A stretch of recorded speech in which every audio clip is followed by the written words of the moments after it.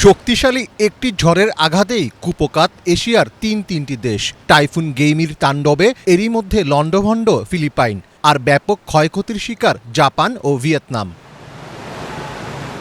শক্তিশালী ঝড় গেইমির আঘাতে এই তিন দেশে এখন পর্যন্ত ১৭ জনের মৃত্যু হয়েছে, আর আহত হয়েছেন কমপক্ষে ২২০ জন। ক্ষয়ক্ষতি এড়াতে সতর্কতামূলকভাবে উড়োজাহাজ চলাচল ও স্কুল বন্ধ রাখা হয়েছে।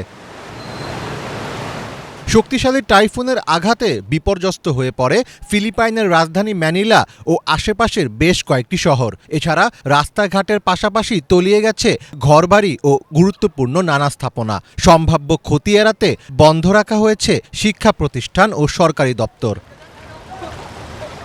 ফিলিপাইন ছাড়াও ঘূর্ণিঝড় গেইমি আঘাত এনেছে জাপান ও ভিয়েতনামে। ওকিনাওয়া ও ইশিগাকা অঞ্চলে ঝড়ের কারণে জারি করা হয়েছে সর্বোচ্চ সতর্কতা। স্থানীয় সময় বুধবার মধ্যরাতে ২৫০ কিলোমিটার বেগে আঘাত আনে মৌসুমি ঝড়টি। এর প্রভাবে তলিয়ে গেছে নিচু এলাকা। আবহাওয়ার পূর্বাভাসে ভূমিধস নিয়েও সতর্ক করা হয়েছে। ইশিগাকা অঞ্চল থেকে খুব দ্রুত তাইওয়ান প্রণালীর দিকে পৌঁছেছে গেইমি। এরই মধ্যে প্রণালীটিতে অন্তত একজনের মৃত্যু ও ৫৮ জন আহত হয়েছেন। তাইওয়ানে গত কয়েকদিন ধরে ভারী বৃষ্টিপাত হচ্ছে।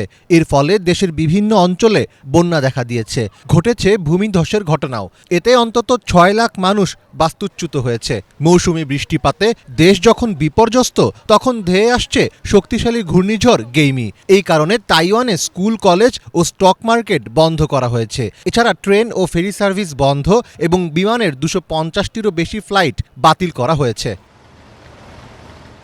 ব্রিটিশ সংবাদ মাধ্যম বিবিসির এক প্রতিবেদনে বলা হয়েছে, ঘণ্টায় প্রায় ২৪০ কিলোমিটার পর্যন্ত বেগে ঝোড়ো হাওয়া নিয়ে টাইফুন গেইমি তাইওয়ানের পূর্ব উপকূলে আছড়ে পড়েছে। প্রবল শক্তিশালী এই টাইফুনটি দ্বীপ ভূখণ্ডটির হুয়ালিয়ান শহরের কাছে আঘাত হানে। গেইমি গত ৮ বছরের মধ্যে দ্বীপটিতে আঘাত আনা সবচেয়ে শক্তিশালী ঝড় হবে বলে মনে করা হচ্ছে। স্থানীয় কর্তৃপক্ষ সতর্ক করে বলেছে, শক্তিশালী এই টাইফুন ভবিষ্যতে ভূমিধস এবং আকস্মিক বন্যারও কারণ হতে পারে। মীর ফজলে রাব্বি, বাংলা ভিশন।